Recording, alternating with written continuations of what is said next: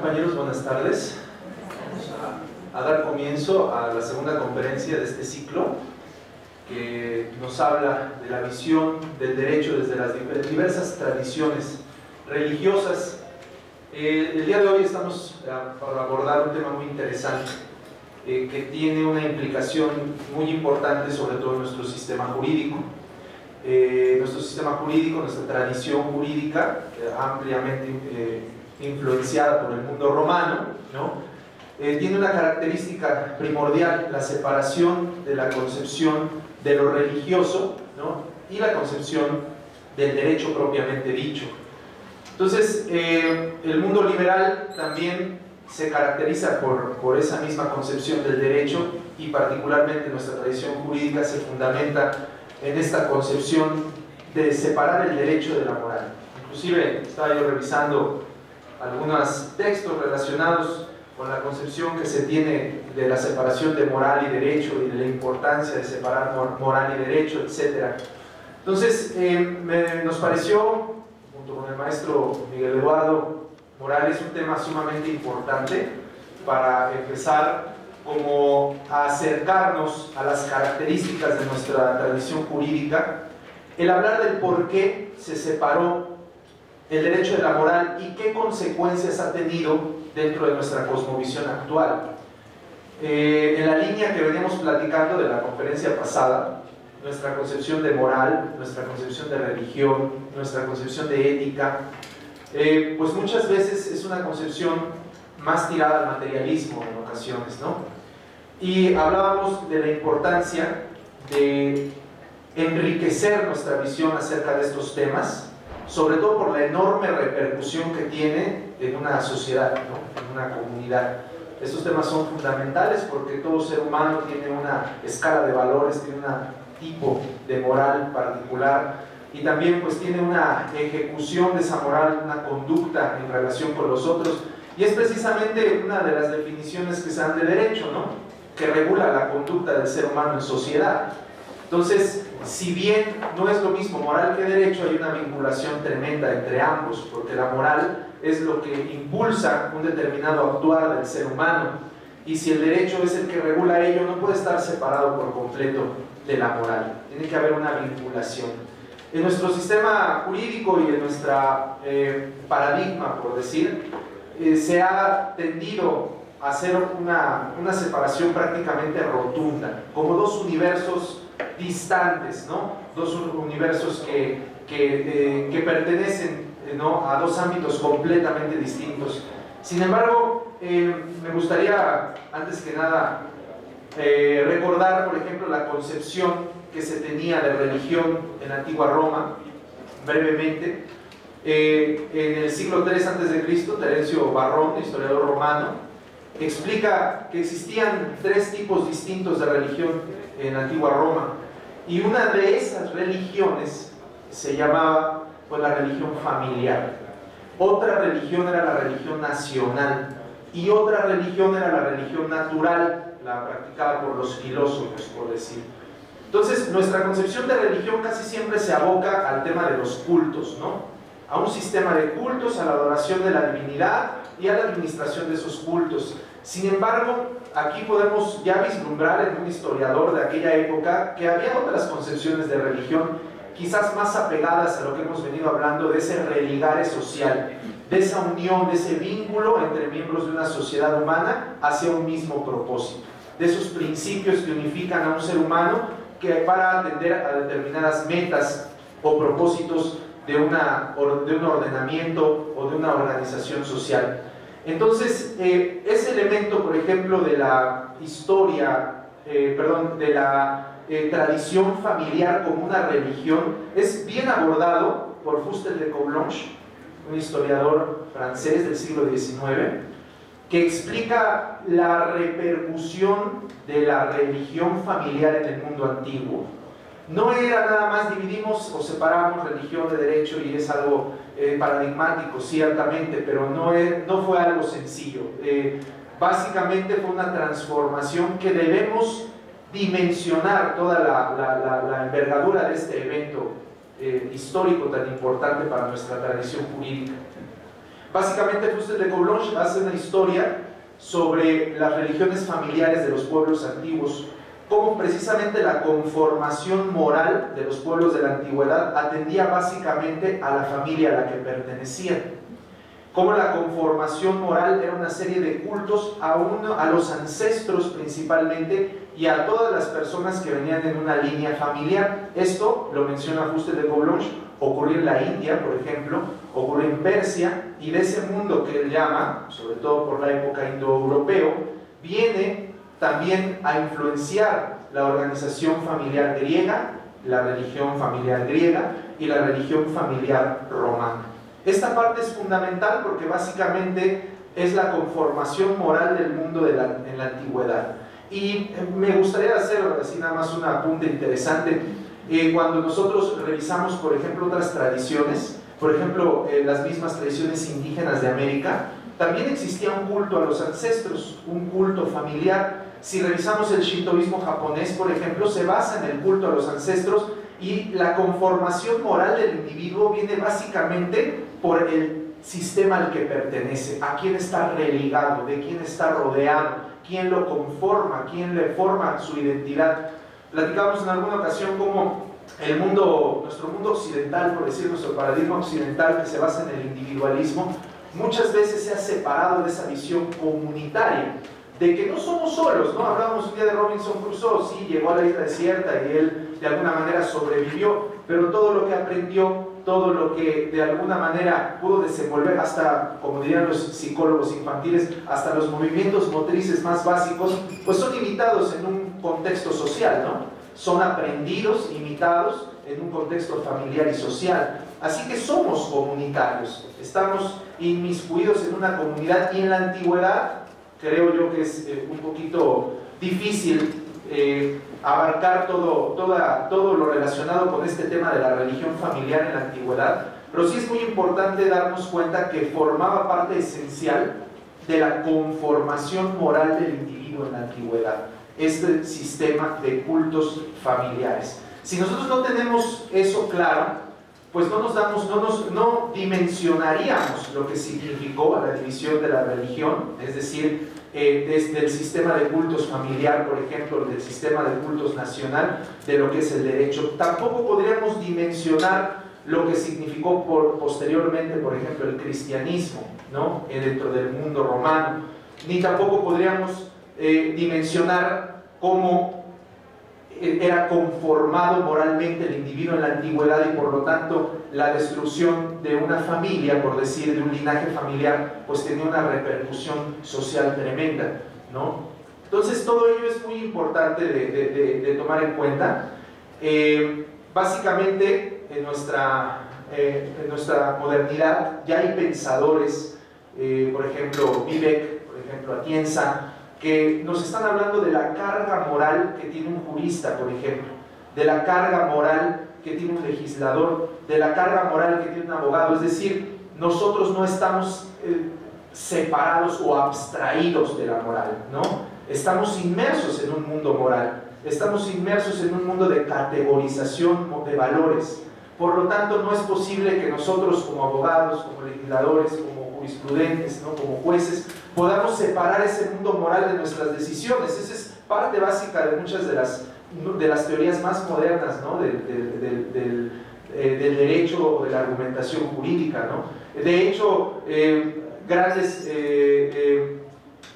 pensadores modernos en relación a la filosofía del derecho, ¿no? Menciono de nuevo a Vivek, dicen, en realidad el derecho es modal, ¿no? Es decir, es tópico, ¿no? No es lógico, ¿no? Es decir, es un conjunto de voluntades, ¿no? que buscan un determinado propósito. Entonces, si nosotros estamos inmersos en un mundo moral y nuestras decisiones básicamente tienen una tremenda influencia de nuestro mundo moral, ¿no? Me gustaría, por ejemplo, comparar la decisión que podría tomar un juez en relación a una persona de su propio credo, si en el caso de que tenga una tradición religiosa, y en relación con una persona de un credo opuesto quizás o distinto al suyo, si no influiría esto en su decisión. Y bueno, un tema también muy interesante con el tema de lo moral en nuestra tradición jurídica, en nuestro sistema de pensamiento occidental, es que básicamente, como dice Johannes Hessen, estamos en una especie de caleidoscopio filosófico, ¿no? Y dependiendo el tipo de visión que tengamos de la realidad, el tipo de concepción que tengamos de la realidad, construimos una determinada doctrina epistemológica. Cuando Johannes Hessen, en su teoría del conocimiento, desglosa todas las diferentes tipos de teorías del conocimiento, estamos viendo un enorme caleidoscopio, que al girarlo vemos una realidad. El materialista ve una realidad, lo giramos y vemos otra realidad. El justnaturalista ve una realidad, por decir, paralela, y giramos el caleidoscopio en otras diferentes tradiciones epistemológicas y estamos viendo diversas realidades o diferentes lentes que nos ponemos frente a esta realidad y la interpretamos de acuerdo a ella, y construimos sistemas jurídicos inclusive fundamentados en determinados sistemas epistemológicos. ¿Por qué escogemos un sistema de pensamiento y no otro? ¿Por qué asumimos el materialismo, el pragmatismo, el naturalismo, el historicismo y no otro? ¿Por qué nos asimos a una determinada forma de pensamiento? Por una determinada jerarquización moral. Es decir, lo que ponemos en la cúspide del pensamiento, lo que ponemos en la parte primordial de lo que es real, sensato, de lo que es lógico, de lo que es científico, por decir, esa categorización que hacemos es el tipo de doctrina epistemológica que aceptamos. Así que hasta el pensamiento filosófico está tremendamente influido por la parte moral. Y entonces esa jerarquización de valores que hacemos se convierte en una determinada concepción epistemológica y esa en un determinado sistema jurídico, es decir, que obedece a una doctrina de la realidad, a un entendimiento de lo que es el mundo que nos rodea, el ser humano, la convivencia del ser humano, etc. Entonces, como vemos, esta parte es muy importante. Hay dos mundos que están paralelamente caminando, justamente el mundo de la normatividad pragmática, el mundo positiva, pero también el mundo de lo moral, de lo efectivo. Un día comentábamos, por ejemplo, en la modernidad hablamos mucho ya de derechos humanos, ¿no? La importancia de los derechos humanos, ¿no? Sin embargo, esa importancia de los derechos humanos no podemos solo atender a su importancia normativa, ¿sí? Es decir, a que esos derechos estén positivizados. Es importante, es necesario que esos derechos estén normativizados, estén plasmados. Pero por decir, si esos derechos no son efectivos, si no se educa al individuo en dar una prioridad moral, ¿no?, a esos derechos humanos en su cotidianidad, en su propia cosmovisión y sentir, pues no se hacen efectivos, quedan solamente justamente en letra muerta. Y puede ser que sirvan para campañas políticas o para difusión de los logros de un gobierno, lo que sea, pero no se vuelve verdaderamente, no permea verdaderamente la sociedad, no influye la dinámica social. Y bueno, para finalizar mi intervención, quisiera recordar también una de las funciones del derecho que hemos venido diciendo también, hemos venido conversando, y que es una función también paralela al mundo de lo moral, y me refiero a la cohesión social, es decir, el funcionamiento del sistema general, ¿no?, de una comunidad humana depende de su cohesión, de su sentido común, ¿no?, es decir, del propósito común al que atiende esa comunidad humana. Aunque haya diferencias en ella, la capacidad de poder coordinar esas diferencias hacia un propósito, esa es una de las cosas que tiene como propósito tanto la moral como el derecho. Entonces, en nuestro mundo, en nuestro sistema jurídico, en nuestra tradición, se separó, y esto es muy marcado. Si nosotros leemos un poco la historia de nuestra tradición jurídica, se marca mucho esa separación de la moral y el derecho. Entonces nos gustaría, ahora voy a hacer la presentación de la maestra, de la doctora, Mariana Moranchel Pocaterra, que nos hizo el enorme favor de participar con nosotros en este ciclo de conferencias. Les pido un aplauso para ella, por favor.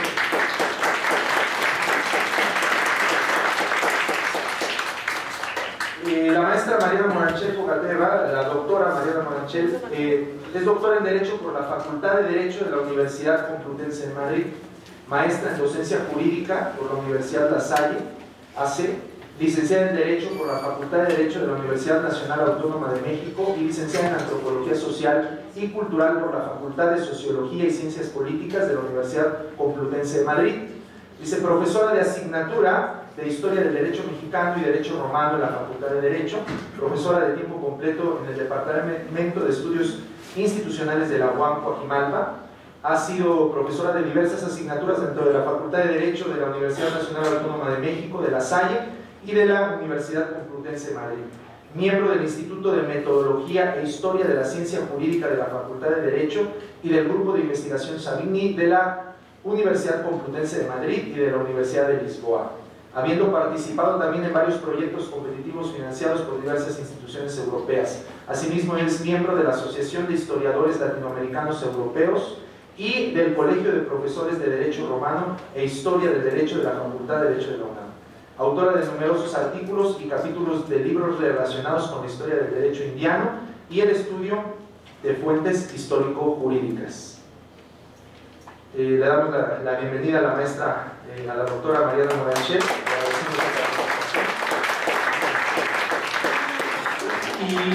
Y precisamente la participación de la maestra Moranchel en relación a cómo estaba el mundo, cómo era el mundo romano en aquel momento en que ocurre esta separación, ¿no? Quise mencionar brevemente, por ejemplo, apuntar algunas teorías o visiones de diversos historiadores, ¿no?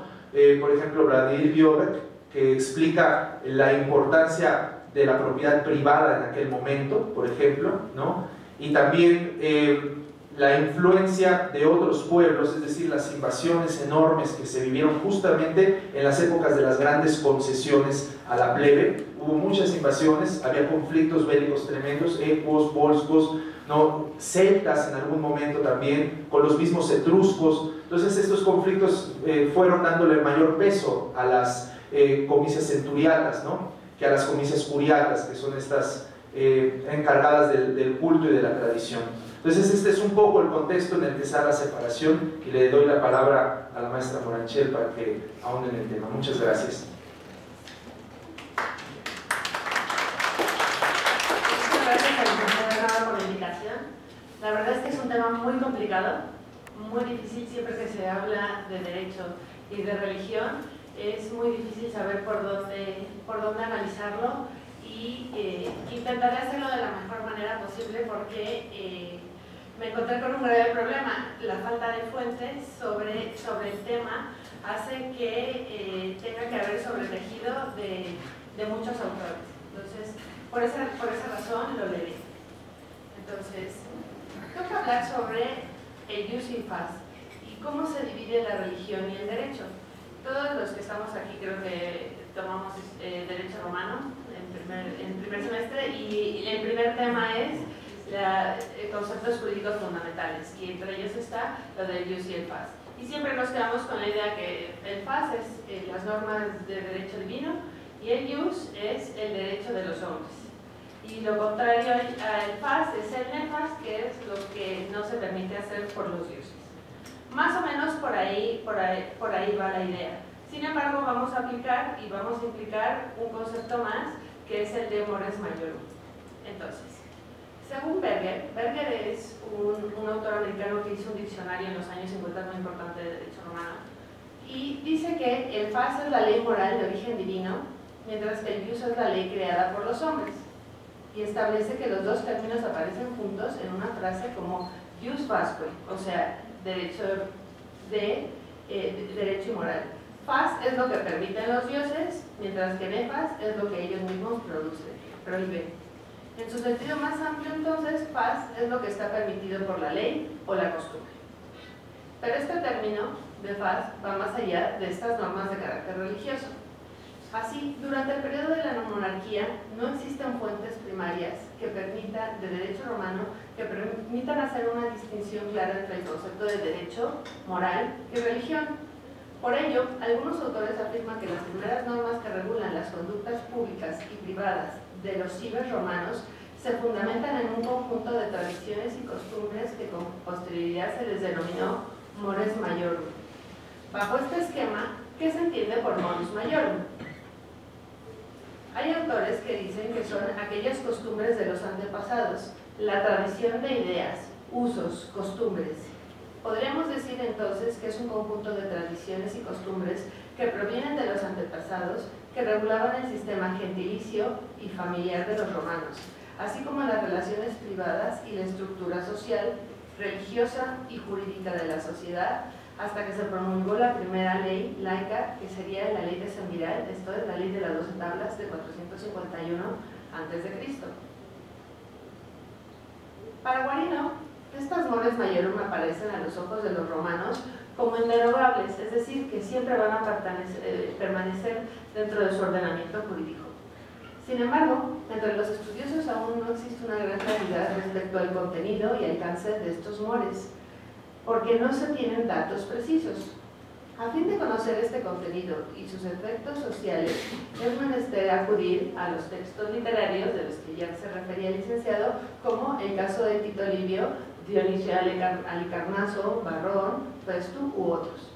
Así, por ejemplo, en épocas de Cicerón, los textos insisten en invocar las costumbres de los antepasados como un arquetipo de vida frente a las nuevas costumbres y hábitos.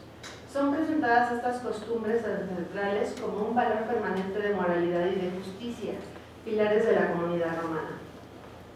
Señala Manuel Veiga que el estudio de los mores maiorum puede trascender la tradición dicotómica entre ius y fas, toda vez que estas mores tienen un reflejo aún en el derecho posclásico y justinianeo, en materia familiar y también en materia contractual y de sucesiones, considerado entonces como parte de una de las fuentes formales del derecho a través del valor moral que se le daban a ciertas normas.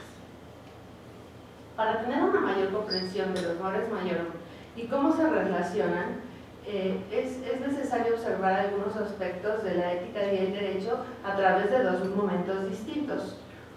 Uno, en el tránsito entre la monarquía y la república, y el que se inicia a partir del siglo V, y el otro a partir de la creación de la censura.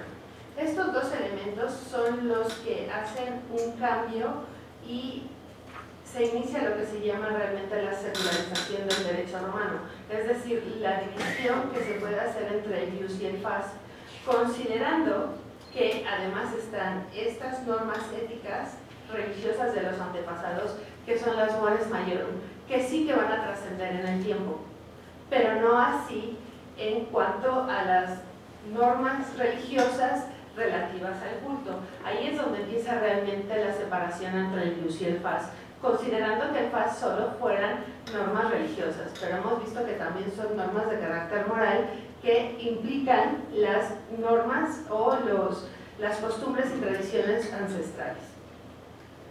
El derecho arcaico siempre se ha caracterizado por tener un carácter religioso, y en principio es así. La sociedad se organiza para fines religiosos más que políticos. En esta Roma cuadrada, lo importante era cumplir con todos los ritos y con toda la tradición establecida entre todos los pueblos del Lacio. No necesariamente era esta idea de dominio ni de propiedad, estaba muy lejos de gestarse. Así que lo más importante era cumplir con el culto a los dioses. Aún así, la religión de los cibes estaba prevista de juridicidad porque había una eficacia coercitiva, es decir, las fas no solo eran normas religiosas, sino eran normas religiosas y como era parte del propio Estado-Nación, era necesario cumplirlos, y si no, había una sanción en caso de incumplimiento. Así que ahí es donde estaban unidas lo que eran las normas religiosas de las normas civiles, porque ambas estaban comandadas por el Estado y había penas directas en caso de flagrancia e incumplimiento. Sin embargo, y como ya lo he dicho, los mores maiorum y la religión se desarrollaron efectivamente en el propio modo de vida de la comunidad. Las ideas morales de las viejas costumbres siempre estaban envueltas en la santidad del culto, pero también estaban ligadas al cumplimiento del deber impuesto por la domus y el Estado. Uno de los grandes tratadistas que se dio la tarea de establecer hasta qué punto hubo una división entre el ius y el fas y qué tan importante fue el fas es Max Cassel. Max Cassel fue el primero en analizar las mores desde una óptica más allá del derecho. Según Casser, este conjunto de normas, costumbres y tradiciones no tenían forzosamente su origen en la religión. Si bien todos los pueblos de la antigüedad, y entre ellos el romano, explicaban lo sobrenatural proveniente de las decisiones de los dioses, no necesariamente se trata solamente de estas ideas religiosas. Por ello nace el concepto de faz, o a lo que llaman ley moral, que debe guiar las actuaciones de las personas, pero que también está relacionada con los dioses y sobre la que se asienta la vida social. Con el tiempo esta idea de faz se comienza a separar de la idea de jus y surge además una nueva contraposición del nefas. La visión tradicional, en cambio, caracteriza el derecho romano de los primeros tiempos como un sistema legal primitivo basado simplemente en normas de derecho consuetudinario, dejando por atrás las normas de carácter moral que siempre rigieron la conducta tanto de los primeros romanos como ya de la época del propio Justiniano. Las 12 tablas se considera la codificación de este derecho consuetudinario y es la que trata de arraigar y contraer esta distinción entre el jus y el fas, de manera de dejar clara las normas de derecho religioso y aquellas instituciones que pertenecen a la religión, distinguiéndolas de aquellas instituciones que ya se van conformando conforme al derecho civil. Así, el diccionario latino define entonces a estas mores maiorum como una práctica habitual, costumbres, usos, hábitos, que el término de Cicerón y Urbano también los caracterizan de esta manera. ¿Y cómo sabemos que esto de las mores maiorum que les vengo mencionando sigue siendo parte del ordenamiento jurídico del 753 con la fundación de Roma hasta el 565 después de Cristo, o sea, 12 siglos después? ¿Por qué se sigue nombrando? Bueno, hay varias citas en el Digesto, y ya sabemos que el Digesto es una compilación de iura, sobre todo de la jurisprudencia clásica, en donde varias de las instituciones son arraigadas y siempre se alude a estas mores maiorum. Así, por ejemplo, sobre el matrimonio. Ulpiano dice que no puedo casarme con la bisnieta de mi hermana porque soy como su ascendiente. Si alguno se casa con mujer con la que no deba de casarse, va en contra de las buenas costumbres y comete incesto. Y se refiere precisamente a estas mores maiorum que en algún momento estaban implicadas como parte del fas y que integran el ordenamiento jurídico civil romano. También Ulpiano, en el caso de, por ejemplo, la sustitución vulgaro-pupilar, la sustitución vulgaro-pupilar significa que en un testamento el pater familias puede nombrar a un heredero, pero si su heredero es menor de edad, también puede nombrar al heredero del heredero, siempre y cuando primero se nombre al primer heredero. Entonces, aquí dice, sobre la sustitución vulgaro-pupilar, se ha admitido por costumbre que cualquiera puede hacer testamento por sus hijos impúberes, por los varones hasta alcanzar los 14 años, por las hembras hasta que lleguen a los 12, lo que ha de entenderse siempre hasta que lleguen a la patria potestad, que siguen bajo la patria potestad. Otro ejemplo, por ejemplo, es en las donaciones entre cónyuges.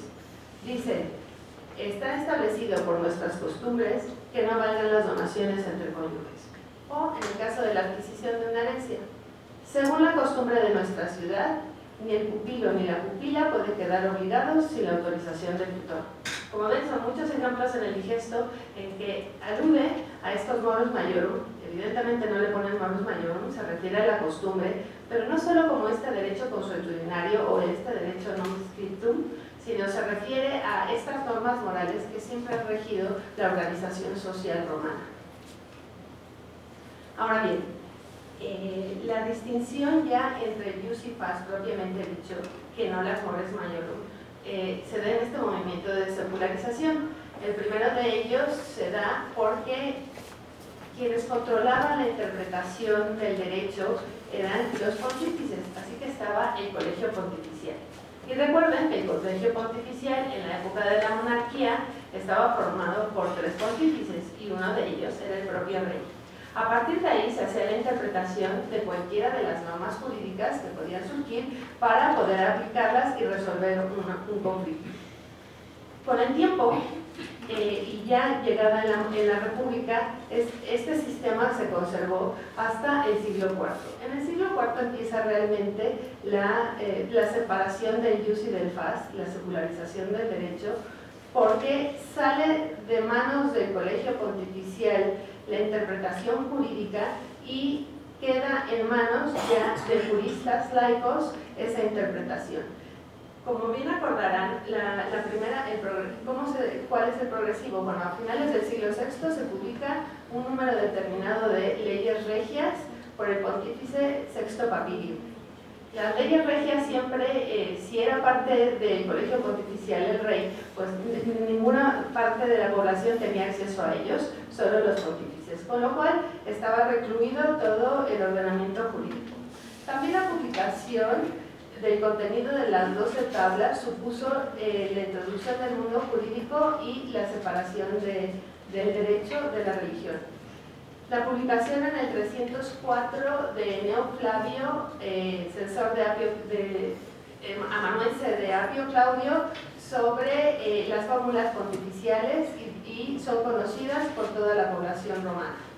Y así, ya a finales del siglo III, cuando los plebeyos, cuando lo dice el licenciado, cuando hay una distinción entre patricios y plebeyos, y recuerden que el derecho romano es el derecho de unos pocos, y en principio es un derecho muy elitista, solo acceden los patricios. Después, ya cuando tienen acceso a la aplicación de ese derecho y a contribuir en los comicios por curias y en los comicios por centurias, también ya hay una diversificación y una separación entre el ius y el fas dentro del derecho romano. Y eso surge a partir del siglo III. Así que en este siglo ya se puede considerar que existe una jurisprudencia laica que actúa al margen del colegio pontificial y consolida la distinción y separación entre el fas y el ius, entendiendo como la licitud de un acto conforme a la divinidad al fas y al ius entendiendo como una norma abstracta de derecho objetivo que forma parte de un ordenamiento jurídico general. La otra parte que ayuda a la separación del ius y del fas, pero que por el otro lado establece la necesidad de conservar los mores maiorum, es la creación de la figura o del magistrado del cuestor. El cuestor está encargado de llevar a cabo la vigilancia de las buenas costumbres, estas mores maiorum. Aún él podía interpretar una norma jurídica y aplicarla, y si esta norma era violatoria de alguna de estas mores maiorum, podía ir en contra y dictaminar conforme a estos mores maiorum. Así que estas dos vías, que si bien separan el derecho de la religión, conservan estos mores maiorum como elementos que generan los principios de moral que necesita el ordenamiento jurídico romano para su subsistencia. Los romanos no son afectos a crear normas de la nada. De hecho, recuerden que lo único que funciona es el pragmatismo y el casuismo. El sistema jurídico romano se caracteriza por el casuismo. Se resuelve caso a caso, pero esos casos no son innovadores o no son contrarios conforme a lo anterior. Así que la idea de tener como base dentro del derecho estos mores maiorum significa que toda la tradición de los 12 siglos romanos se pudo conservar.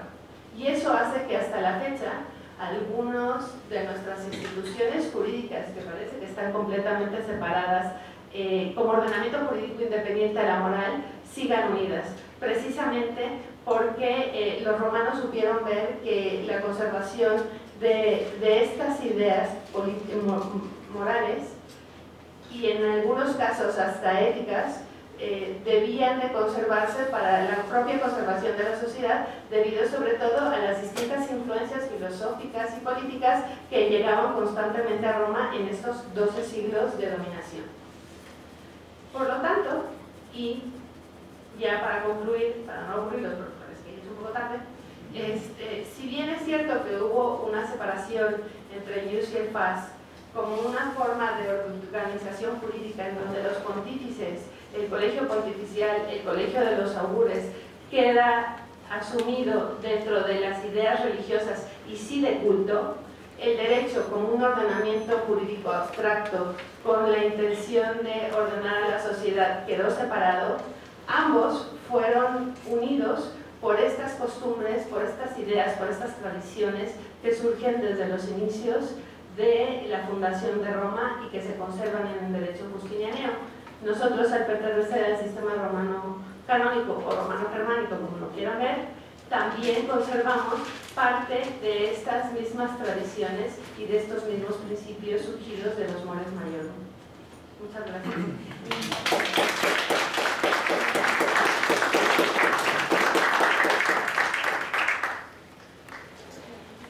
Brevemente quiero comentar un par de cositas nada más, sobresaltar esta última parte de la coexistencia de estas dos realidades, la necesidad de la coexistencia de lo pragmático y de lo moral para el funcionamiento de una sociedad. Si nosotros solamente hablamos de lo funcional, pues justamente es operativo, el derecho se vuelve operativo. Pero si nosotros no atendemos el sustrato moral, el derecho justamente puede resolver situaciones particulares, pero como elemento de cohesión social, de armonización social, pues se queda corto. Entonces, el derecho y la moral, es como una especie de conclusión de todo esto que hemos estado platicando, deben coexistir y deben convivir, ¿no? y se deben complementar.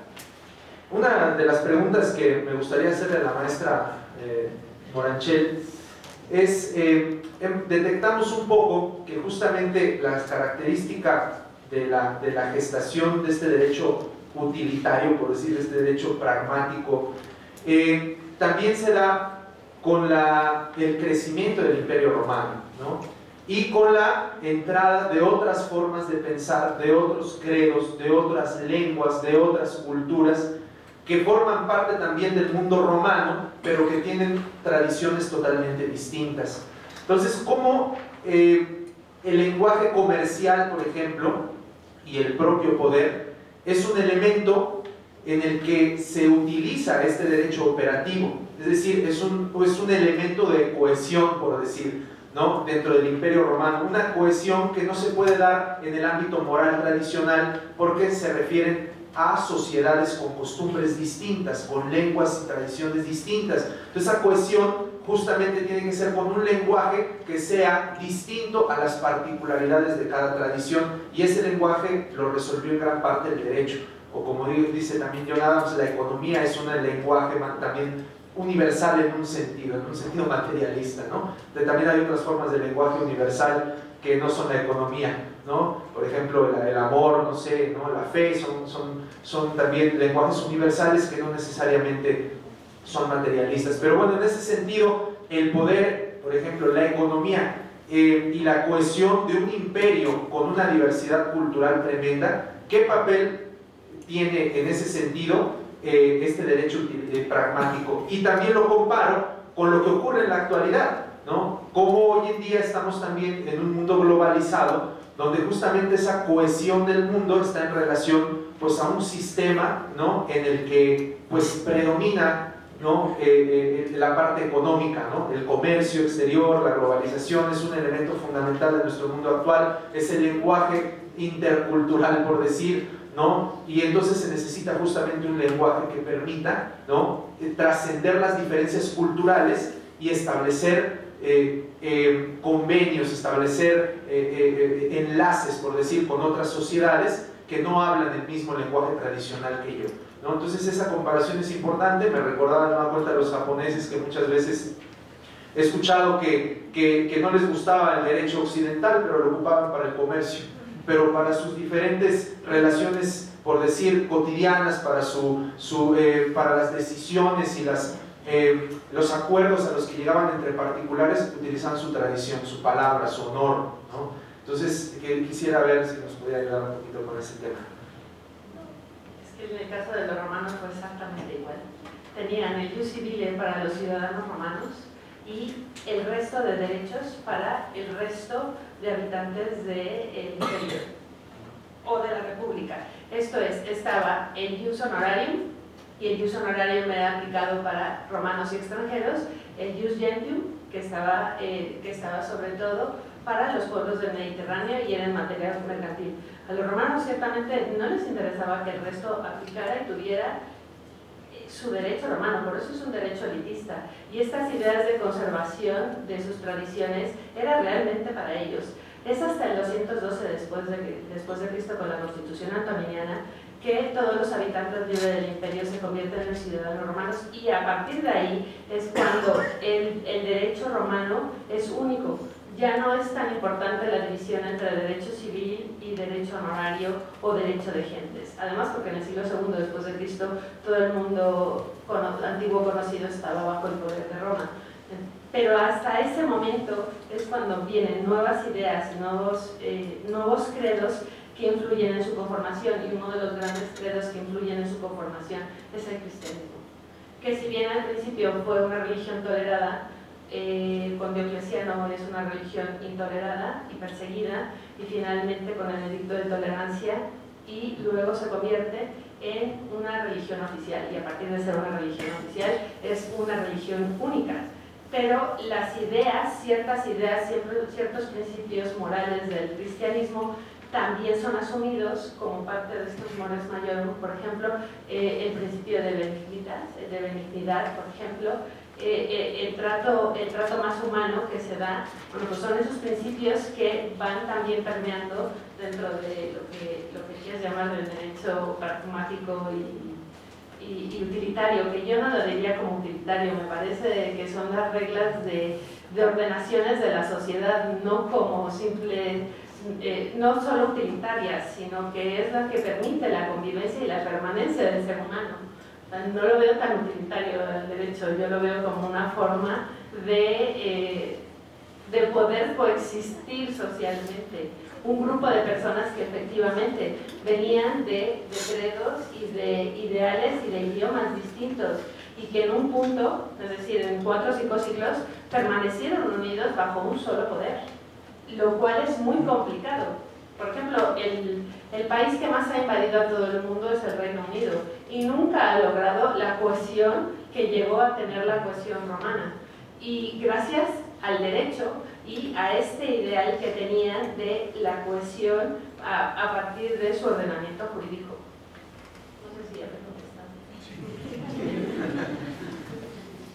Bueno, de estos, para pasar a las preguntas y respuestas, a las preguntas, a las dudas, entonces concluimos un tanto que la continuidad, ¿no?, de un orden social pues depende también en gran parte de la cohesión moral que tenga ese sistema, esa comunidad humana, ¿no? Ese sistema social está cohesionado, está unido y obedece a un mismo propósito cuando tiene una conformación moral sólida. Bueno, nos gustaría que participaran, que dieran sus opiniones. Creo que es un tema bien interesante, bien vasto, ¿no? Que estamos intentando abordar, porque creo que es un tema que no se aborda tanto también, ¿no? Pero que creemos, tenemos la convicción que es parte fundamental de nuestra formación como abogados y nuestra formación como personas, porque antes de abogados pues somos personas, ¿no? Entonces, el tipo de ejercicio profesional que vamos a hacer sí va a depender de lo que aprendamos, pero también va a depender en gran parte del tipo de personas que seamos, ¿no? Entonces, estos temas son muy interesantes, ¿no? En vano tenemos la materia de ética, por ejemplo, ¿no? Es muy importante esta reflexión. Entonces, sería interesante que nos compartieran sus pareceres, sus sentires. Comentaba, por ejemplo, de lo ahorita hubo mencionas derecho pragmático y utilitario, y la maestra dice que ella no llamaría utilitario. Yo no entiendo cuál sería como el término utilitario, el pragmático. Sí, a lo que me quise referir es justamente en nuestro mundo moderno, en el colonialismo europeo principalmente, se gesta, ¿no?, a partir pues del dominio de otras zonas del mundo, de otras culturas, de otras formas de hablar, de pensar, de sentir, de otras historias, de otras cosmovisiones, pero se necesita unificar todo eso.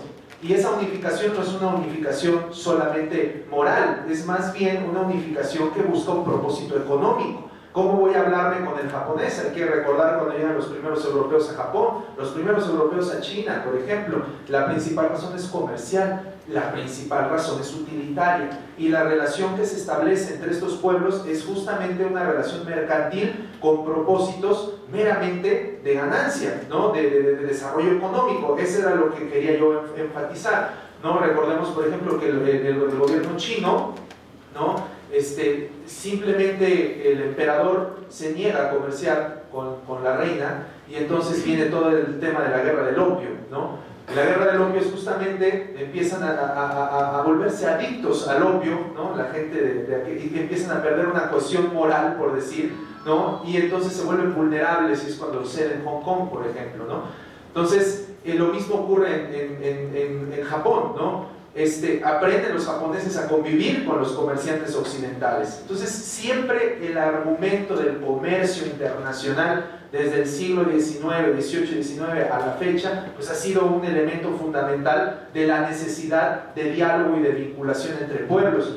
Y creo yo que es importante un tipo de coloquio como este, porque creemos que existen otras razones de vinculación entre seres humanos, aparte de la vinculación económica mercantil, que existe, que es necesaria, ¿no? Pero no es la única, y ha sido verdaderamente acentuada esa parte mercantil, y por eso mencioné utilitaria, es decir, busco un resultado, una ganancia. No me importa si el chino, porque el emperador, la contestación que dio fue brutal: nada de lo que ustedes producen nos sirve, tenemos todo, y era cierto. Entonces, pero tenemos entonces que ver la manera de generar esa vinculación comercial, y fue prácticamente pues una guerra social, de ingeniería social, lo que aplicaron en China, hasta el punto en que les dijo: está bien, ahí está Hong Kong, no se pasen de ahí hagan su comercio, y hay que saber que era Hong Kong en el siglo XIX, principios del XX, en términos culturales, prostíbulos, casinos, etcétera, ¿no? Entonces, ¿qué ocurre? Que hay una necesidad de vinculación con otros pueblos, pero enfocada principalmente al ámbito mercantil, al ámbito comercial, al ámbito utilitario.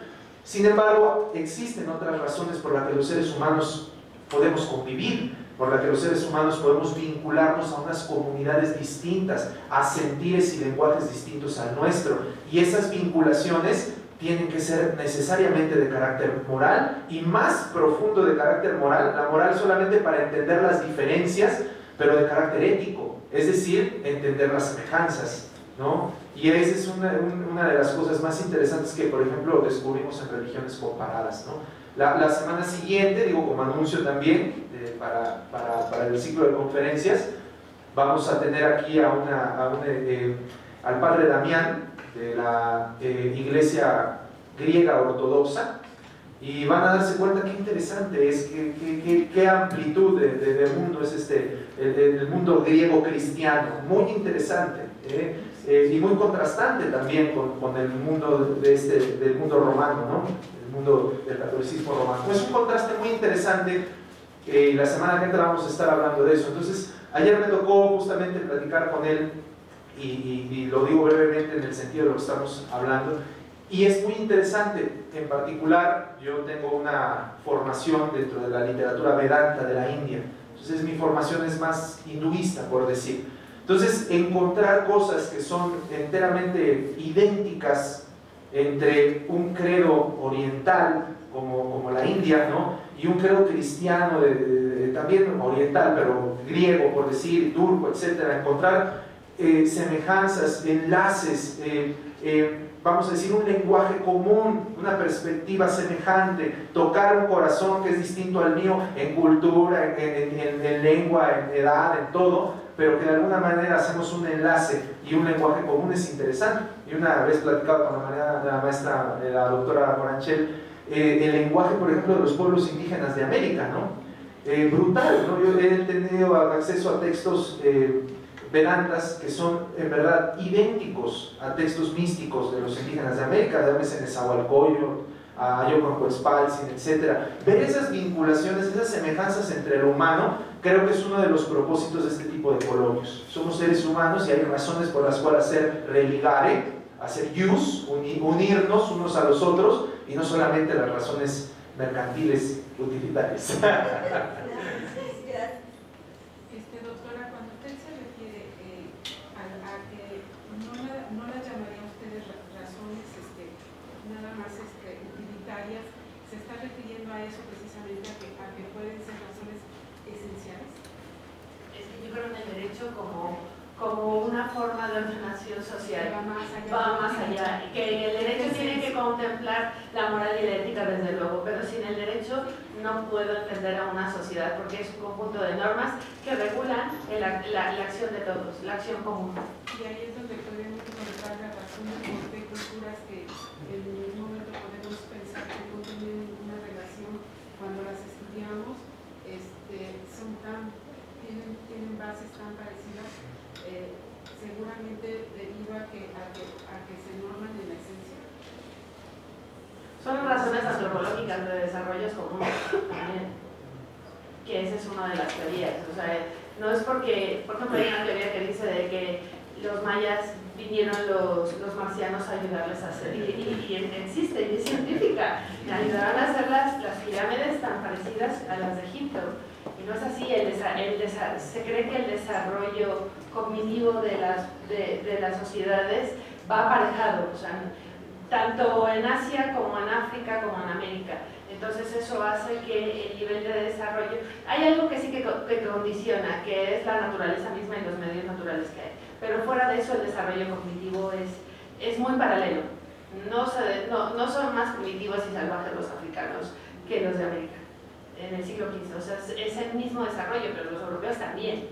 Otra forma de ver el mundo, sí, ciertamente. Pero todas esas poblaciones tienen una ordenación jurídica. A fuerzas, porque si no es que no podrían sobrevivir. Unos y otros se hubieran matado, que pasó muchas veces aquí en Teotihuacán o en la zona maya, y desaparece esa población y tienen que emigrar a otro lado, porque no hay posibilidades de una cohesión. Y parte de la cohesión social, la verdad que siempre lo he creído, es el derecho. Soy firmemente creo en el derecho como una forma del entendimiento humano, que sí que tiene que haber la moral y la ética atrás, eso es evidente. Y cuando no lo hay, cuando hay esos fallos tan grandes, pues entonces es cuando las sociedades se sublevan. Pero en tanto haya una consideración hacia las sociedades, el derecho está ahí, y está ahí regulando, queramos o no. ¿Sí? De cierto modo podemos entender que el derecho tiene un sustrato ideológico basado en la moral, según lo que usted está diciendo. El caso es que esta moral, usualmente, según lo vemos en la división entre Ius y Paz, entre muchas otras de las etapas pre-renacentistas del derecho occidental, esta requiere centralizarse sobre una idea particular. Esta idea particular la entendemos regularmente como la idea de Dios o la idea del Estado.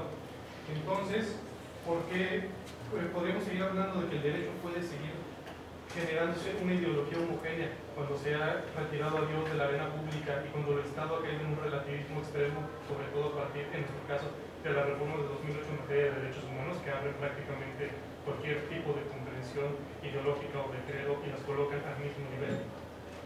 Yo creo que sí. Pero entonces, ¿cuál sería el vector moral? Los derechos humanos.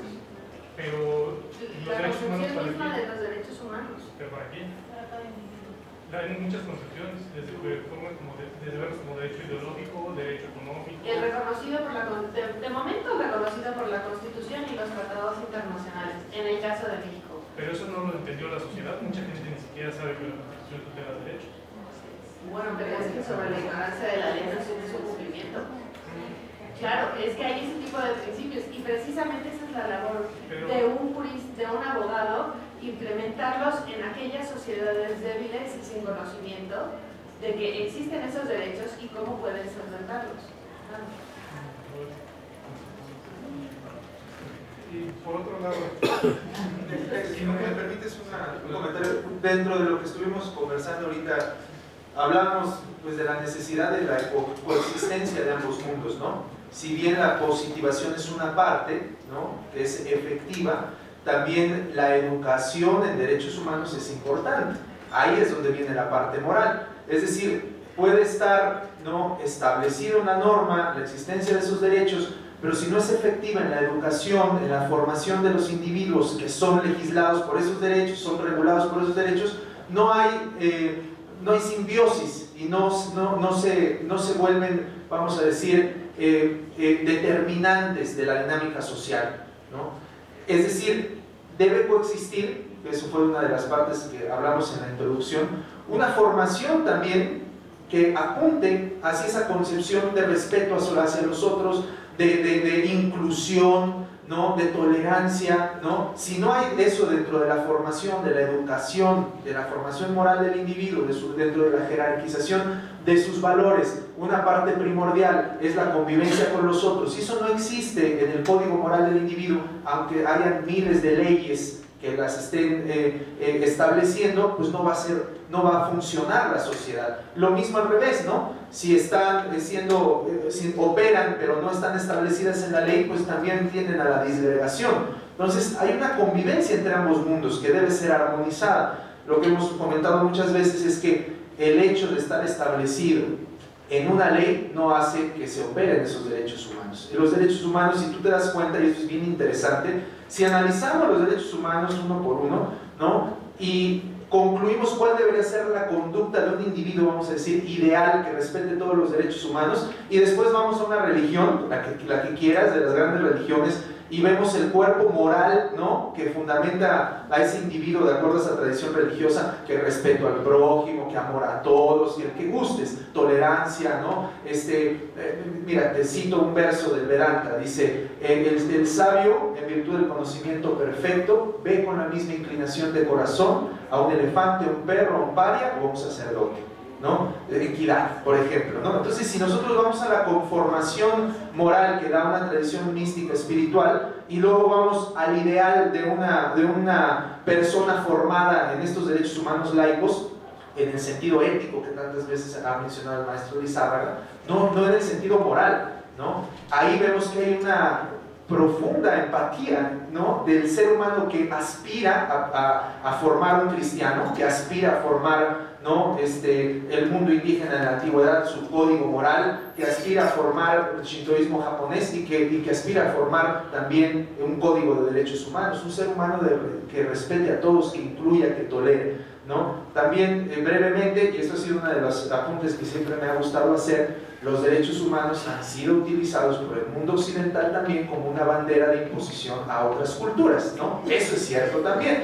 En nombre de los derechos humanos vengo aquí a liberarte, pueblo, y después te impongo algún otro, ¿cómo se llama? Algún otro sátrapa o como lo queramos llamar, ¿no? Entonces, te impongo una nueva forma de vida, quizás ajena a ti, ¿no? Es muy interesante, uno estudia Medio Oriente, también va a venir una persona especializada en ese tema de Medio Oriente, que en verdad, a mí me gusta mucho el tema, y lo poco que he podido abordar y todo, sí estamos pero en un hueco de información tremenda, ¿no? Si nos basamos solamente en lo que nos dice Al Jazeera o no sé, Fox, ¿no? Sí estamos en un hueco de información tremenda, porque pues mucho de esto es ingeniería social aplicada a ese mundo de Oriente donde existen recursos naturales, posiciones geopolíticas muy trascendentales, la entrada a África, etc. Si nosotros nos damos cuenta, eso existe, ¿no? Pero si atendemos a esto, al derecho humano como el intento, ¿no?, de esa vinculación ética universal, ahí estamos frente a otra. Y esto tampoco es nuevo, los filósofos, los presocráticos, por ejemplo, también aspiraban a esa vinculación ética universal. Me recuerdo, por ejemplo, a Anaximandro, ¿no? Habla del apeirón como de un principio de donde todo mundo viene, ese principio universal que es el punto de referencia de una convivencia universal independientemente de credos o morales particulares, aspirar a un pensamiento de categoría universal. Y obviamente esta universalidad pues podría venir mucha crítica, ¿qué es universal? ¿Qué es lo que es igual para todos? Etcétera. Si nosotros entramos en el ámbito de lo humano, ¿no?, de lo ético propiamente dicho, de lo filosófico, empezamos a encontrar muchas más semejanzas que diferencias, ¿no? Entonces tenemos una condición como seres humanos y esa condición es semejante en tiempos, en pueblos. Me recuerdo de Eric Fromm que decía, independientemente si eres un soldado romano, si eres un samurái japonés, si eres por allá, no sé, medieval o eres indígena de América, hay condiciones parecidas entre todos estos diferentes grupos humanos, y esas condiciones parecidas son las que, o semejantes, ¿no?, son las que busca la ética. Y en ese sentido esta visión de derechos humanos ética pues es lo único que puede salvar al mundo en la actualidad, en verdad, por la situación que se está viviendo. Bueno, rápidamente, nada más es como una observación. Mencionabas a Vladimir Gómez con la propiedad privada. Allí tú podrías, por ejemplo, mencionar a uno de nuestros indígenas, el abuelo Benito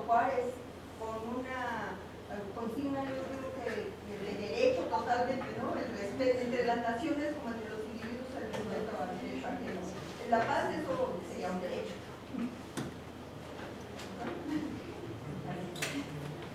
Sí. Bueno, yo tengo una pregunta. Dicen que la moral y el derecho están íntimamente ligados para que haya, como dicen, una cohesión social. Sin embargo, yo quiero saber si la religión es la única que puede establecer una moral en la sociedad o hay algunos otros medios por los cuales se puede acceder a la moral que no sea simplemente la religión o solo la religión.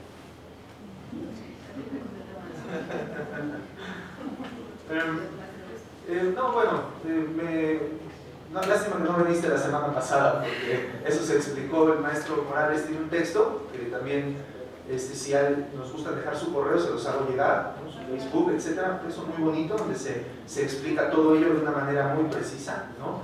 Que es la diferencia entre un mito, es decir, el lenguaje particular de una tradición, que es, por ejemplo, la fe, que es, por ejemplo, la creencia, ¿no? ¿Qué es una institución religiosa y qué es el religare? ¿No? La vez pasada hablábamos del religare, ¿no? La unión entre diferentes personas a su mismo fin, es un religare, una unidad que existe. Entonces, depende qué concepción me hables de religión, ¿no?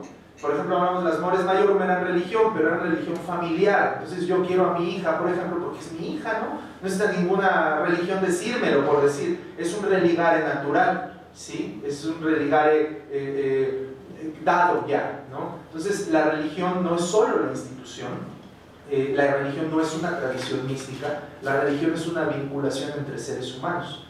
Entonces si nosotros atendemos esa concepción de religión, pues nos damos cuenta que es distinta a la meramente institucional o tradicional o el mito en particular al que atiende una tradición específica, ¿no? Entonces, ciertamente esa relegación, hablamos de la nación, por ejemplo, ¿no? La nación también tiene sus símbolos, ¿no?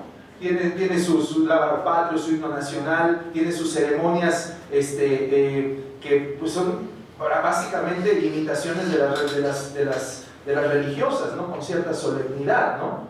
Entonces, si nosotros atendemos también es una forma de religare, ¿no? Tener una identidad común entre un grupo social y para ello una bandera, un himno, etcétera, ¿no? Entonces, ciertamente esa vinculación entre seres humanos solamente se puede dar a través de un religare, y ese religare no es una religión, es decir, es la atención a las distintas concepciones morales y lo que las unifica, ¿no? Es distinto. Puede ser ateo o agnóstico. Así es. Y tener valores morales. O sea, no necesitas a Dios para tenerlos. Así es. Entonces, ya nos está diciendo que cortemos, pero entonces nada más una precisión. Entonces, digamos que el mundo es dual y la ética es un punto intermedio que ayuda al derecho y a la moral. y que ayuda a la convivencia social. Sí. Por favor, un aplauso para la maestra Moranche. Muchas gracias.